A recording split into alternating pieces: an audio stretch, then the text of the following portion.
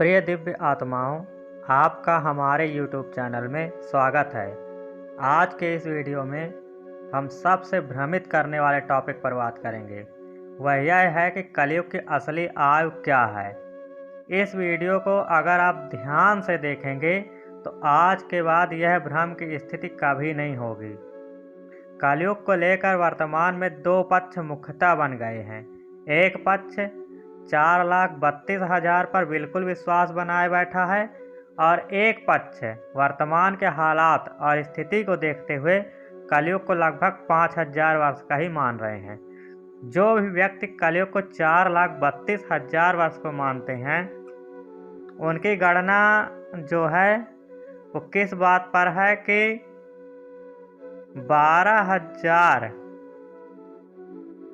देवताओं के दिव्य वर्षों से हमारा कलयुग बना है। अर्थात अगर 12,000 में 360 का गुणा कर देंगे तो 4,32,000 निकलेगा।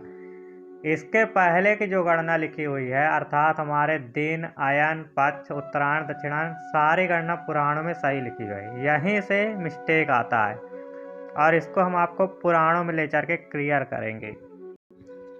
सबसे पहले हम आपको ये बताएंगे कि आखिर कलयुग की उम्र 4,32,000 वर्ष आई कैसे। इसके लिए हम आपको विष्णु पुराण में ले चलते हैं। विष्णु पुराण के प्रथम अंश के 3रे अध्याय में ब्रह्मा आदि की आयु और काल स्वरूप का वर्णन है। तो इस अध्याय को आप अच्छे से पढ़ सकते हैं। तो यहाँ पर देखिए इस श्लोक से, हे अनघ, मैंने जो तुमसे विष्णु भगवान का काल स्वरूप कहा था, उसी के द्वारा उस ब्रह्मा की और भी जो पृथ्वी, पर्वत, समुद्र आदि चराचर जीव हैं, उनकी आयु का परिमाण किया जाता है। हे मुनिश्रेष्ठ, 15 निमेष को एक काष्ठा कहते हैं। 30 काष्ठा की एक कला तथा 30 कला का एक मुहूर्त होता है। 30 मुहूर्त का मनुष्य का एक दिन रात कहा जाता है और उतने ही दिन रात का 2 पक्षयुक्त एक मास होता है। अर्थात 15 दिन का शुक्ल पक्ष और 15 दिन का कृष्ण पक्ष मिलाकर एक मास होता है। फिर आगे देखिए, 6 महीनों का एक अयन और दक्षिणायन तथा उत्तरायण 2 अयन मिलकर एक वर्ष होता है। अर्थात एक वर्ष में 12 महीने आ गए, 6 महीने उत्तरायण के और 6 महीने दक्षिणायन के। उसके आगे देखिए, देवताओं के 12,000 वर्षों के सतयुग, त्रेता, द्वापर और कलयुग नामक 4 युग होते हैं। अब इस लाइन को आप ध्यान से देखिएगा। देवताओं के 12,000 वर्षों, यहाँ से यहाँ तक देवताओं के 12,000 वर्षों के सतयुग, त्रेता, द्वापर और कलयुग नामक 4 युग होते हैं। ठीक, तो यहाँ पर हम आपको संस्कृत वाले श्लोक में ले चलते हैं। ये देखिए, दिव्य वर्ष सहस्त्रस्तु कृत त्रेतादि संगीतम। अब आप ध्यान दीजिएगा, जो संस्कृत की गिनती होती है वो गिनती बिल्कुल उपसर्ग की जैसे चलती है। जैसे आपको हम दिखाते हैं, जैसे यहाँ देखिए, पंचदशा मतलब 15, 10 मतलब और 5 उसमें आगे जुड़ा। तो यहाँ पर भी देखिए, यहाँ पर क्या लिखा है, दिव्य वर्ष सहस्त्रस्तु मतलब 1,000 दिव्य वर्ष। यहाँ पर प्रारंभ में क्या लिखा होना चाहिए था, 12, क्योंकि यहाँ पर हिंदी में देखिए इसका अनुवाद क्या आ रहा है, 12,000। तो यहाँ पर लिखा होना चाहिए था 12 दिव्य वर्ष सहस्त्रस्तु। यह क्या लिखा होना चाहिए, दिव्य वर्ष 12 सहस्त्रस्तु, तभी 12,000 होगा। लेकिन यहाँ पर केवल 1,000 आ रहा है। 12 मतलब 12 का कहीं कोई जिक्र नहीं है इस श्लोक में, लेकिन यह इसके अर्थ को जो निकाला गया वहाँ पर 12,000 इसको बनाया गया। फिर देखिए, इसमें अगर पूरी लाइन का अर्थ भी निकालेंगे तो क्या हो रहा है, 1,000 दिव्य वर्ष में कृत त्रेतादि संगीतम, अर्थात 4 युग, त्रेता युग, द्वापर युग, सतयुग, कलयुग, ये 4 युग इस 1,000 दिव्य वर्ष में आते हैं। फिर उसकी अगली लाइन अगर आप देखेंगे तो क्या लिखा, चतुर्युगम 12 भी अष्ट द्विभागम निबोध में। अब ये 12 भाग जो लिखा है 12, इस 12 को क्या किया है शास्त्रकारों ने, जिसके अनुवाद किए हैं, उसको इस 12 को यहाँ पर फिट कर दिया है। जबकि ये दोनों लाइन में देखिए अंतर है। और दूसरी बात ये है कि जो शास्त्रकारों ने लिखा है, तो इस लाइन के हिसाब से भी देखें तो देखें, देवताओं के 12,000 वर्षों के सतयुग, त्रेता युग, द्वापर युग और कलयुग नामक 4 युग होते हैं। अर्थात 12,000 वर्षों में इसमें भी लिखा कि 4 युग आ जाते हैं, लेकिन जो गणनाकार हैं उन्होंने क्या गणना की है कलयुग के 12,000 वर्ष को, दिव्य वर्ष को केवल कलयुग का माना है। ये देखिए 12,000 में 360 का गुणा किया है और यहाँ पर आ गया है 4,32,000, मतलब 12,000 दिव्य वर्ष को केवल कलयुग का मान लिया। जबकि अगर इस लाइन को भी देखें तो इस लाइन के हिसाब से भी 4 युग इसमें आ रहे थे, लेकिन उसके जस्ट आगे वाली लाइन को देखेंगे चतुर्युगम द्वादश भी अस्त द्विभागम, अर्थात चतुर्युग में भी द्वादश भी अस्त, मतलब 12 चतुर्युग। और देखिए आगे वाली लाइन को आप देखेंगे तो क्या लिखा है, उनका अलग अलग परिमाण मैं बताता हूँ, उनका अलग अलग परिमाण मैं बताता हूँ। ये देखिए इस लाइन को,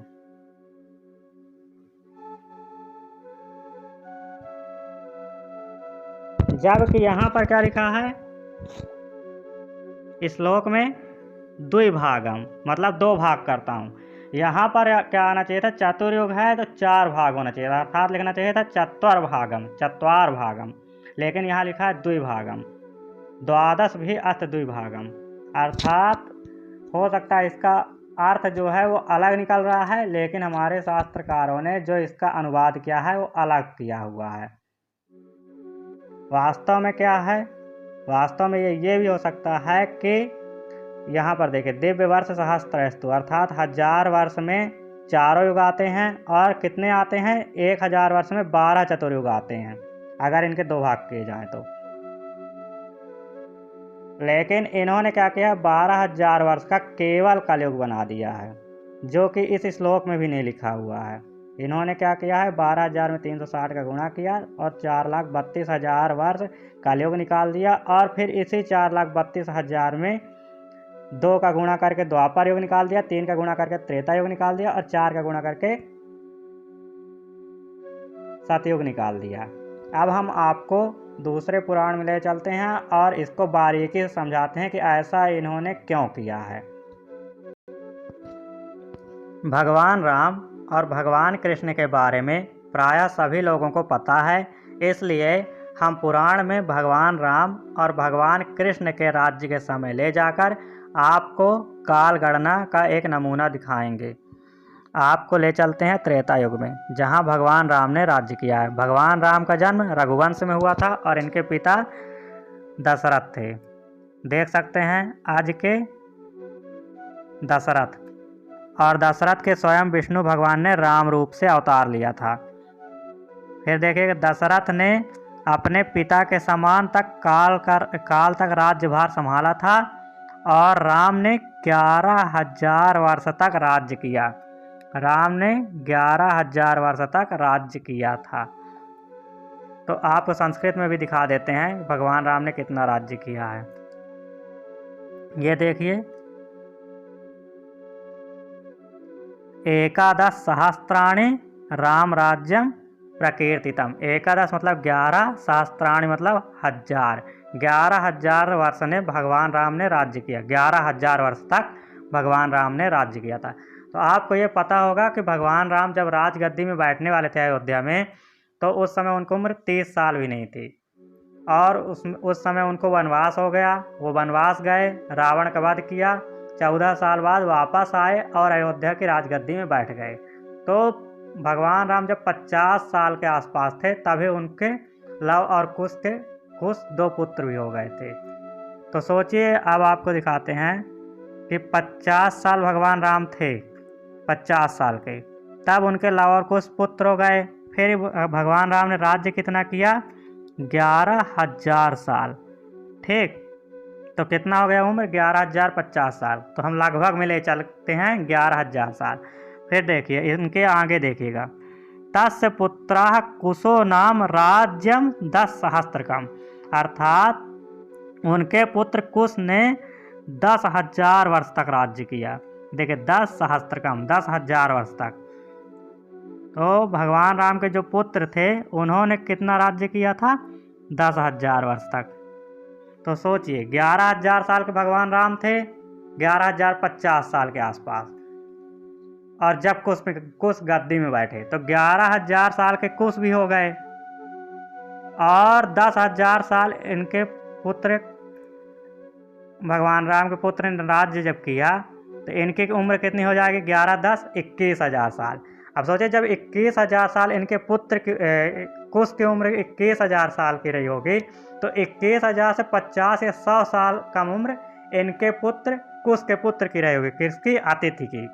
अतिथि ने भी 10,000 साल राज्य किया।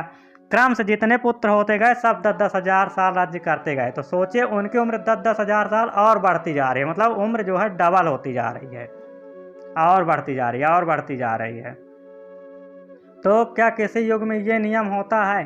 किसी भी युग में उम्र हमेशा घटनी चाहिए, लेकिन यहाँ उम्र बढ़ रही है। अर्थात जब कोई राजगद्दी में बैठ रहा है तो उसकी उम्र बहुत ज़्यादा थी। जैसे भगवान राम जब राजगद्दी में बैठे तो 50 वर्ष उनकी उम्र थी, लेकिन जब उनके पुत्र कुश बैठे तो उनकी उम्र 11,000 साल थी। जब कुश के पुत्र अतिथि बैठे तो उनकी उम्र कितनी हो जाएगी? 11 और 10 21,000 साल के आसपास। और आतिथ्य के पुत्र निबंध जब बैठेंगे तो उनकी उम्र कितनी हो जाएगी? 21,000 और 10,000 और जोड़ दीजिए 31,000 साल। मतलब उम्र हर बार बढ़ती जा रही 10,000 साल, जबकि उम्र घटती जानी चाहिए थी। लेकिन हम आपको त्रेता युग से हटाकर बिल्कुल द्वापर युग में ले चलेंगे, जहां आपको बिल्कुल स्पष्ट हो जाएगा कि पुराणों में गणना किस प्रकार लिखी हुई है। वहां आपको कोई संदेह नहीं बचेगा। तो चलिए आपको भगवान कृष्ण के राज्य के समय ले चलते हैं, जहां से कलयुग चालू हुआ था।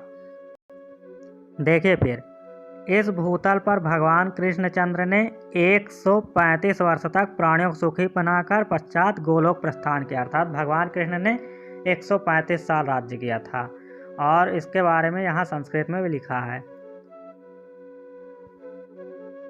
फिर देखिए युधिष्ठिर ने कितने साल राज्य किया था? पांडु के युधिष्ठिर हुए जिनका राजकाल 50 वर्ष का बताया जाता है। अर्थात युधिष्ठिर ने 50 साल राज्य किया था। महाभारत युद्ध के बाद ये गद्दी में बैठे थे। और इसके आगे आप देखिएगा, विद्वानों ने भगवान का अवतार जन्म द्वापर के चौथे चरण के अंत समय में बताया। अर्थात भगवान कृष्ण का जन्म द्वापर युग के चौथे चरण के अंत में हुआ था। फिर देखिए हस्तिनापुर में युधिष्ठिर के अभिमन्यु और अभिमन्यु के परीक्षित हुए, जिन्होंने एक सहस्त्र वर्ष तक राज्य किया। आप देख लीजिए, आप देखिए इनके पिता अभिमन्यु, इनकी मृत्यु अल्पकाल में हो गई थी युद्ध लड़ते समय, और इनके जो बाबा थे अभिमन्यु के पिता अर्जुन, तो उनके बड़े भाई युधिष्ठिर ने कितने साल राज्य किया था? 50 साल। अर्थात युधिष्ठिर की जब मृत्यु हुई तब उनकी उम्र भी 200 साल से कम ही थी। भगवान कृष्ण की भी उम्र 200 से कम थी, 135 साल।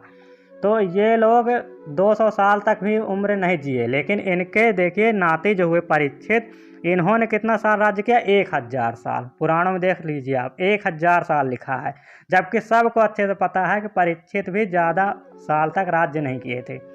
और यहाँ पर हम आपको संस्कृत में भी इसको दिखा देते हैं।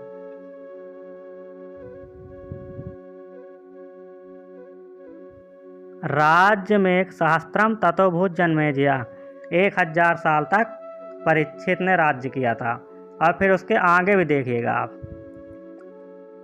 पुनः परीक्षित के जन्मेजय सतनीक और सतनीक के यज्ञदत्त हुए। ये परीक्षित के पुत्र जन्मेजय हुए, जन्मेजय के पुत्र सतनीक हुए, और सतनीक के पुत्र यज्ञदत्त हुए। और इन राजाओं ने भी 3 सहस्त्र वर्ष तक राज्य किया। देख लीजिए 3 सहस्त्र वर्ष तक, आपको दिखा रहे हैं संस्कृत में भी। ये देखिए, त्रिसहस्त्रम कृतम राज्यम सतनीकास्तो भवत। अर्थात 3,000 साल तक इनके पुत्रों ने राज्य किया था। परीक्षित के पुत्र जन्मेजय, जन्मेजय सतनीक, और सतनीक के यज्ञदत्त। तो आप जोड़ लीजिएगा। पहले 1,000 साल परीक्षित का राज्य हुआ, फिर परीक्षित के पुत्र जन्मेजय का भी हुआ 1,000 साल, फिर जन्मेजय का के बाद सतनीक का 1,000 साल, और सतनीक के बाद यज्ञदत्त का 1,000 साल। देखिए 4,000 साल कलयुग के तो इन्हीं चारों में बीत गया। ठीक, अब आप आगे ध्यान दीजिएगा। फिर तत्पश्चात पश्चात यज्ञदत्त के निश्चक्र हुए जिन्होंने 5 सहस्त्र वर्ष तक राज्य किया, अर्थात 5000 साल किसने राज्य किया? निश्चक्र ने। उसके बाद, और ये देखिए यहाँ पर संस्कृत में भी दिखा देते हैं आपको, राज्यम 5 सहस्त्रम च निश्चक्र योभवत, अर्थात 5000 साल इन्होंने राज्य किया। तो अब आप जोड़ लीजिए, देखिए 1000 परीक्षित का, 3000 जन्मेजय सतनी का और यज्ञदत्त का, तो कितना हो गया? 4000। और 4000 में निश्चक्र के 5000 जोड़िए तो कितना साल हो गया? अब आप ध्यान दीजिए, 9000 साल। मतलब 9000 साल जब बीत जाएंगे कलयुग के, तब भी परीक्षित के ही वंशजों का राज्य चल रहा है। तो वर्तमान में अभी कलयुग के 5000 साल ही केवल बीते हैं, लेकिन इस समय निश्चक्र का राज्य होना चाहिए था, और निश्चक्र का राज्य भी 1000 साल मुश्किल से बीता होता, 4000 साल अभी भी बचा रहना चाहिए। लेकिन क्या ऐसा हुआ? नहीं, ऐसा बिल्कुल नहीं हुआ, क्योंकि पुराणों में काल गणना ही गलत लिखी हुई है। इतने हजार साल इन्होंने राज्य नहीं किए, कोई भी इन्होंने 100 वर्ष से ऊपर राज्य नहीं किया। 100 वर्ष के अंदर ही सबके राज्य खत्म हो गए हैं। लेकिन यहाँ पुराणों में इनकी उम्र 5-5 हजार, कोई 1000 साल राज्य कर रहा है, कोई 5000 साल राज्य कर रहा है। और यहाँ इसीलिए हम आपको कलयुग की काल गणना दिखा रहे हैं, क्योंकि कलयुग में किसी को कोई भ्रम नहीं है, सबको ये पता होगा। और देखिए इसके आगे भी दिखाते हैं निश्चक्र के भी पुत्र के बारे में। देखिए निश्चक्र के पुत्र उत्सपाल हुए, जिसने 1 सहस्त्र वर्ष तक राज्य किया। अब इनके भी जो पुत्र हैं वो भी 1000 साल तक राज्य कर रहे हैं। फिर देखिए उस पर उष्ट्रपाल के चित्ररथ के धृतिमान के सुषेण के सुनीत के मखपाल के नक्षु के सुखवंत के परिप्लव के सुनय के मेधावी के निपंजय के मृदु के तिग्मज्योत के भ्रातृत के वसुदान के सतनीक के उद्यान के अहिनर के निर्मित के क्षेत्रक, जिन्होंने उस राज्य का परित्याग कर कलाप गांव में निवास किया था। पश्चात वहां म्लेच्छ राजाओं द्वारा उनका निधन हुआ, जिससे उन्हें यमलोक जाना पड़ा। फिर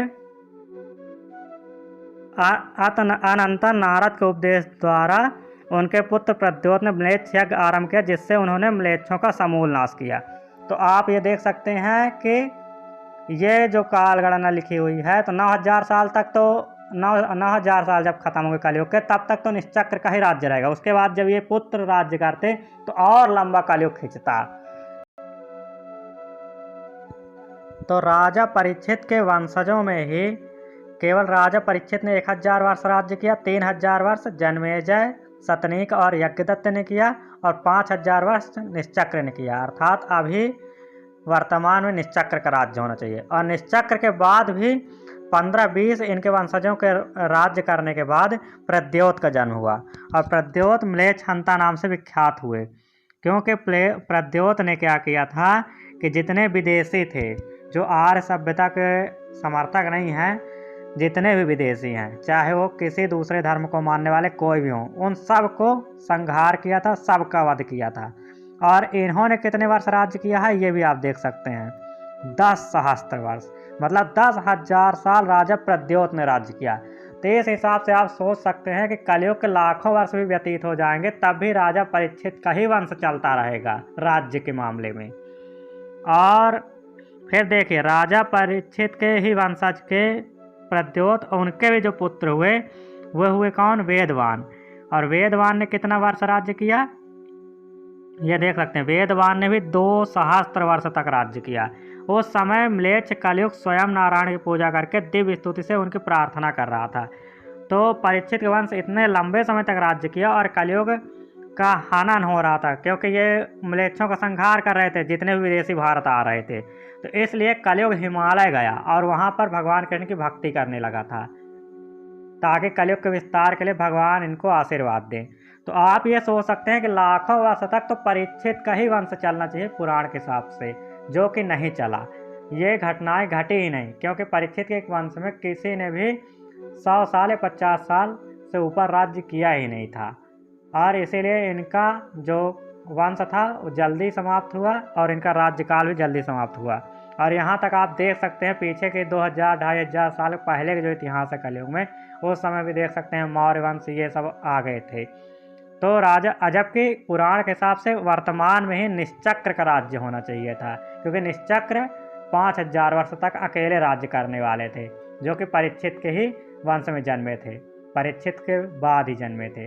तो कलयुग में ये घटनाएं घटे ही नहीं, इतने वर्षों तक इन्होंने राज्य किया नहीं, हजार हजार वर्ष। तो कलयुग भी 4,32,000 वर्ष का हो सकता नहीं। अगर ये वंश वाले पुराण के हिसाब से ही राज्य कर रहे होते, जिस प्रकार इसमें लिखा 1,000 साल, 5,000 साल, 2,000 साल, तो कलयुग जाहिर सी बात है कि 4,32,000 साल का ही होता। परंतु जब इन्होंने इस तरह राज्य नहीं किया जैसा पुराणों में लिखा है, तो कलयुग की भी वो उम्र नहीं है। तो कलयुग की वर्तमान उम्र है क्या? तो कलयुग की वर्तमान उम्र आपको पता होनी चाहिए कि आप अगर पुराण पढ़े भी होंगे तो किसी भी युग में आप उठा के देख लीजिए कि कितने राजाओं ने लगभग राज्य किया है, अर्थात कितनी पीढ़ियों तक वो वंश चला है। तो आप देखेंगे कि जो सतयुग था उसमें कुल 56 राजाओं ने राज्य किया है। 56 पीढ़ियों में ये सतयुग खत्म हो गया है।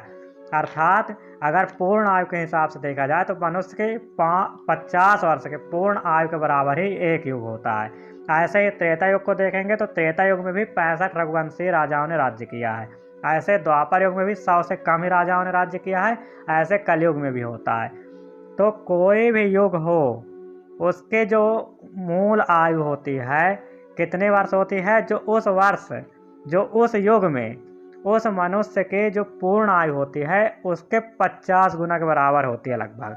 अर्थात कलयुग की आयु अगर देखी जाए तो कलयुग में जो मनुष्य की परम आयु है वो 100 वर्ष है। तो 50 का इसमें गुणा कर दीजिए तो 5,000 वर्ष। तो कलयुग की आयु जो होगी वो 5,000 वर्ष के आसपास है। तो वर्तमान में कलयुग के 5,000 वर्ष पूरे हो चुके हैं। अब कलयुग के मैक्सिमम आयु जो होती है 200 वर्ष की संध्या भी मिलाई जाती है, जो प्रलय काल के समय जुड़ जाती है।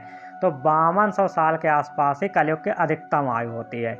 और कलयुग 4,32,000 वर्ष कब होता? जब ये इस तरह राज्य कर रहे होते जिस तरह पुराणों में लिखा है। जैसे मान लो यहाँ पर लिखा हुआ है ना 5-5 हजार साल राज्य, तो 5,000 साल इस तरह अगर राज्य कर रहे होते तो जरूर कलयुग की उम्र 4,32,000 के आसपास जाती। क्योंकि 5,000 कुछ ने किया है राज्य, कुछ ने 10,000 वर्ष भी राज्य किया है। प्रद्योत ने देखिए 10,000 वर्ष राज्य किया है। तो अगर ये 5,000 10,000 वर्ष राज्य कर रहे होते तो कलयुग की उम्र 4,32,000 होती। लेकिन हमारे धरती में 4,32,000 वाला नियम लागू नहीं हो रहा।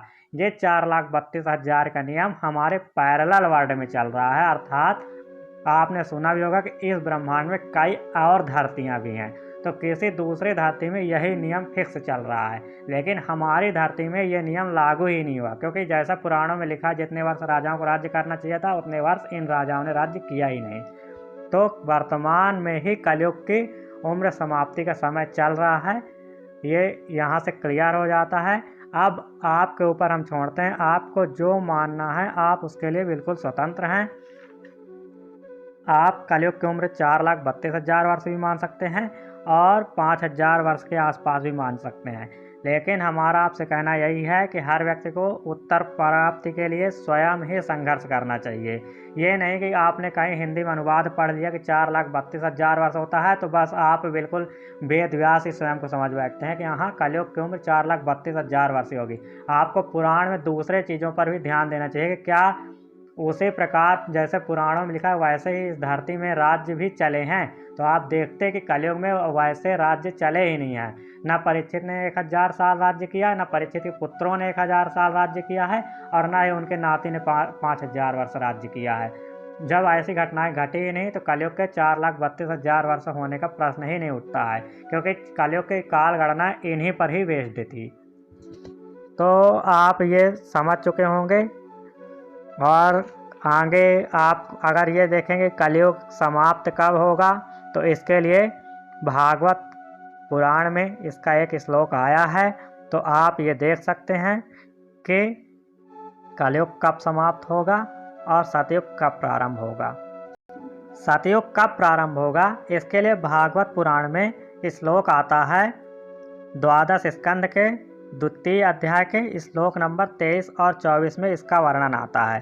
तो आप ये श्लोक देख सकते हैं। यदावतीर्णो भगवान कलकिर्धर्म पतिर्हरि कृतं भविष्यति तदा प्रजासूतिश्च सात्विकी यदा चंद्रश्च सूर्यश्च तथा तिस्स बृहस्पति एक रासौ समेष्यन्ते भविष्यन्ति तदा कृतम्। अर्थात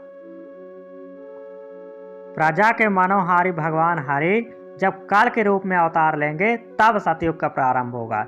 जिस समय सूर्य, चंद्रमा और बृहस्पति एक ही राशि में पुष्य नक्षत्र में स्थित होंगे उसी समय से सतयुग प्रारंभ होगा। और अगर ऐसी डेट आप ढूंढने जाएंगे तो 1 अगस्त 2038 दिन रविवार, तिथि अमावस्या को सूर्य, चंद्र और बृहस्पति तीनों पुष्य नक्षत्र और कर्क राशि में स्थित हैं। इसके अतिरिक्त आगे आसपास 100 वर्षों तक मैंने जांच किया तो ये संयोग कहीं नहीं मिला है।